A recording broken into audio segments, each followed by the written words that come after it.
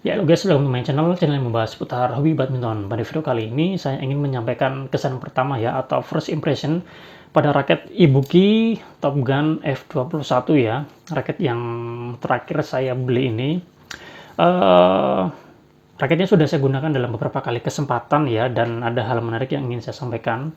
Nanti akan saya sampaikan apa sih yang menarik dari raket ini ya.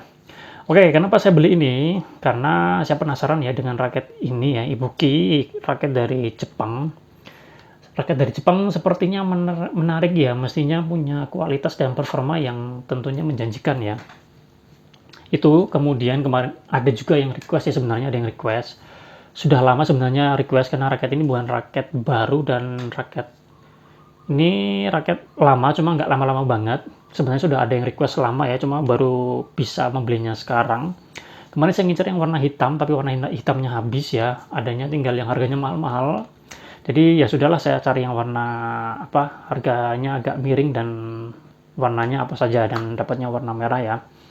Nah, untuk harganya ya, kemarin saya dapat harganya hampir 700.000 ya. Kalau dulu, kalau saya perhatikan, kalau nggak salah ingat itu range harganya 600-700-an ya.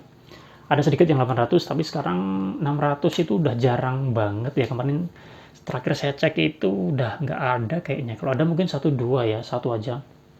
Satu dua. Kebanyakan bermain di 700 sampai 800 ribuan ya. Ada yang lebih dari itu juga. Jadi kalau ada yang lebih dari itu dan kalian ada yang ingin tertarik membelinya, kalian baiknya mencari yang range harganya 700-800an ya. Kalau bisa 700 ribuan aja lah. Oke, warnanya ada dua, warna merah dan warna hitam ya. Warna ini saya dapat warna merah. Untuk catnya ini dia glossy, menurut saya catnya bagus, rapi, menempel dengan baik, dan sepertinya ini tebel ya. Cuma untuk desain di harga 700 ribuan ini terlalu biasa sih menurut saya ya. Terlalu biasa, biasa banget ya. Nggak ada variasi lebih, cuma warna dasar, kemudian ada variasi silang-silangnya ini dari bawah sampai atas. Yang warna hitam juga seperti itu. Jadi untuk harga 700.000 ini agak biasa ya variasinya. Mestinya bisa lebih bagus lagi ya. Nah, untuk yang ininya ya, tulisannya ini dia silver ya. Silver dia agak timbul dikit. Tapi ya itu ya, untuk catnya oke, desainnya kurang oke. Terlalu biasa, tidak elegan, dan menurut saya agak aneh.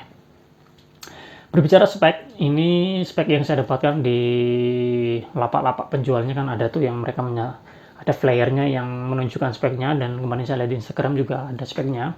Ini framenya dia bentuknya octagon ya, jadi sama seperti Hardcore Killer 600, kayak RS Micro Saber 17 juga. Jadi dia framenya ini dia bersisi ya, bersisi, ada sisi-sisi, jadi dia kalau dijumlahkan ya ada 8 sisi ya.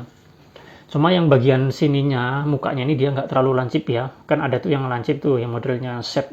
Tapi ini dia nggak terlalu lancip, jadi masih ada tumpul-tumpulnya dikit. Oke, beratnya 83 plus minus 2 gram, jadi masuk 4U. Balance punya 292 plus minus 3 gram.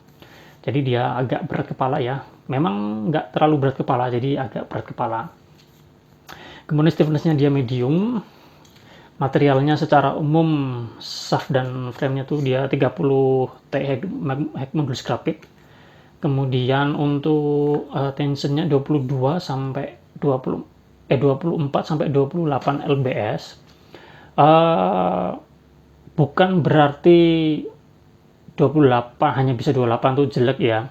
Karena memang ada yang 30, ada yang lebih dari itu, ada yang berapa tinggi-tinggi ya, bukan berarti yang ini hanya bisa 28 itu jelek ya, karena tiap brand atau tiap apa ya, perusahaan mungkin punya standar kalibrasi yang berbeda-beda ya. Jadi bukan berarti itu 28 itu jelek, kan ada yang 28-nya di merek A itu bisa saja kalau distandarkan dengan brand lain itu bisa saja dia lebih dari 28. Jadi itu tadi ya, kembali ke masing-masing brand itu dia punya standar yang berbeda-beda. Kayak di Yonex kita lihat, ada yang cuma sampai 24, ada yang cuma 28, tapi ada juga yang DG, durable grade, itu bisa sampai 35.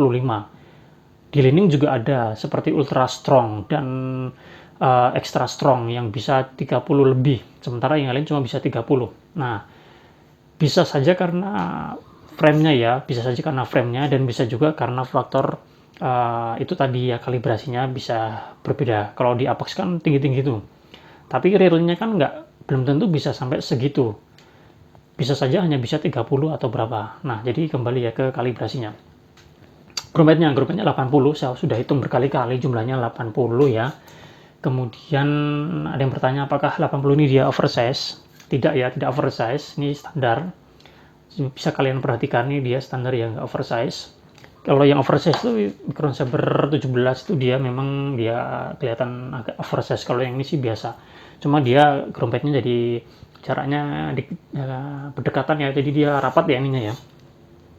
Kemudian ini developed by Jepang ya, jadi untuk made in-nya dia bisa diperdebatkan ya, apakah made in Jepang juga sama seperti developed by Jepangnya, atau dia made in China atau Taiwan ya, karena saya cari-cari itu nggak ketemu datanya ya.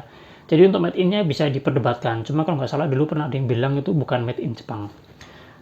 Kalau kalian ada yang tahu, bisa kalian sampaikan di kolom komentar. Oke, tadi spek manufakturnya, sekarang kita akan berbicara spek realnya. Kemarin saya dapatkan beratnya itu 82,9, jadi hampir 83, jadi ya masih sesuai ya. Balance point-nya 289, jadi masih sesuai juga ya, masih dalam batas toleransinya. Cuma dengan karakternya yang seperti, dengan spek yang seperti itu, karakternya jadi Alron ya, raketnya Alron, cuma dia lebih ke kontrol ya. Kalau untuk power, nggak begitu ya. Bisa, tapi generate powernya biasa dan harus dari kita juga ya. Tapi bisa juga kalau misalkan kualitas raketnya bagus, dia bisa menghasilkan generate power yang bagus juga ya, meskipun balance point-nya nggak tinggi ya. Nah, setelah dipasang senar dan grip, ini berat totalnya menjadi 92, jadi masih enak ya untuk bermain ganda, bermain cepat juga masih enak. Balance point-nya dia naik ya, 293. Kenapa bisa naik? Karena ini di gripnya ya, bermain di gripnya, karena gripnya saya kasih grip yang agak tipis. Ini grip bawaannya masih ada ya, cuma ini grip over gripnya tipis, jadi dia balance point-nya bisa naik.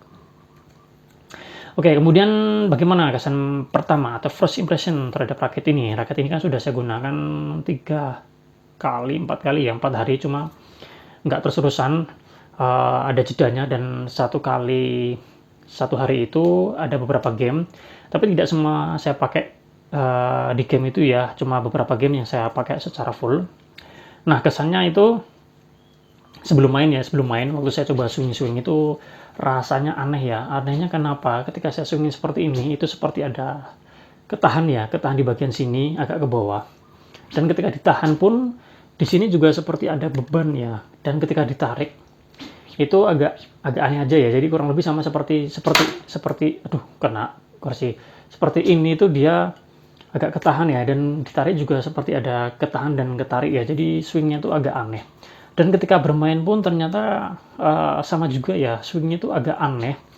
Jadi untuk melakukan beberapa hal itu jadi jadi nggak nyaman saya untuk melakukan, entah itu drive, netting, kemudian control placing tuh agak aneh. Nah, ini kan saya pasang dengan senar Flypower FP66J series ya, tarikannya 27 lbs. Untuk hitting sound-nya kemarin waktu dipasang sih oke ya, cuma katanya sih untuk Flypower FP66 ini dia awal-awal hitting sound-nya bagus, cuma kalau sudah agak lama dia hitting sound-nya biasa, dan revolution-nya juga seperti itu. Awal-awal dia terasa enak, cuma agak lama-lama dia jadi kurang begitu ya. Cuma saya merasakan dari awal ini agak kurang ya.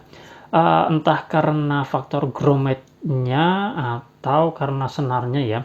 Karena ini kan grommetnya 80 ya. Kan jika dibandingkan dengan grommet yang lebih sedikit kan, kalau menurut saya itu memberikan pengaruh ya. Misalkan yang di sini di Yonex Astruktur Lab 9100, tarikannya 27 lbs. Awal-awal memang keras, tapi lama-lama dia enak. Nah, kalau yang ini tuh sudah saya gunakan beberapa kali, rasanya masih aneh.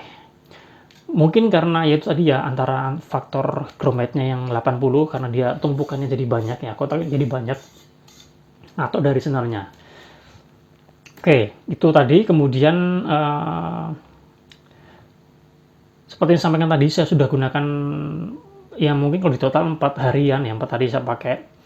3 hari awal itu kurang nyaman ya, saya kurang nyaman dengan swingnya. Adaptasinya itu masih sekarang masih proses juga, dan tidak seperti beberapa rakit lain yang ketika pertama digunakan itu sudah bisa nyaman. Ini pertama, kedua, ketiga tuh masih agak aneh ya. Yang paling parah tuh ya hari pertama itu feel-nya itu nggak dapat, karena itu tadi ya yang sampaikan, swing-nya itu terasa aneh ya.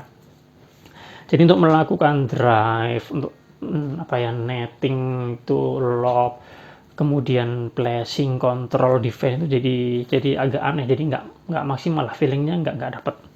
Cuma setelah hari keempat memang sudah agak mendingan ya, sudah mulai ngerti karakter dari raket ini. Cuma untuk di repulsionnya saya masih kurang mantep ya. Jadi untuk smash itu terasa kurang powerful ya.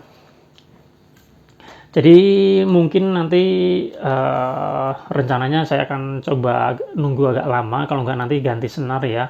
Saya akan coba turunkan 1 lbs ya. Ingin membuktikan apakah dari senarnya atau dari jumlah grommetnya yang memberi pengaruh. Ya, mungkin seperti itu ya.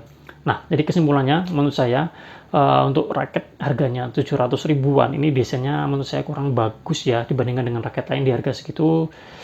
Desain dan modelnya lebih asik ya, kalau ini biasa banget. Kemudian swingnya aneh ya, saya feelingnya nggak dapat, masih adaptasi sampai sekarang. Masih belum maksimal juga pada bagian repulsionnya ini saya kurang puas ya. Jadi saya akan coba ganti senar dan mungkin tensionnya akan saya turunkan ya. Kalau enggak tensionnya mungkin sama, cuma ganti senar. Ya antara itu ya. Nanti lihat sikon. Ya mungkin itu bisa saya sampaikan. Raket Ibuki Top Gun F21. Jadi ini bukan penilaian akhir ya, ini masih separuh ya. Kita anggap masih separuh karena masih saya adaptasi. Jadi sejauh ini saya belum merasakan feel yang enak dari raket ini. Performanya saya kurang puas. Cuma saya ingin mencobanya lebih lama lagi, semoga saja selanjutnya bisa lebih enak. Oke, nanti kalian tunggu saja review fullnya seperti apa. Oke, terima kasih buat kalian yang sudah menonton video ini. Jika kalian sudah pernah menggunakan raket ini, bisa sharing ya. Kalian feel-nya apakah enak atau tidak enak ketika menggunakan raket ini, seperti apa ya. Terima kasih, kita jumpa lagi pada kesempatan yang lain. Salam sehat, salam olahraga.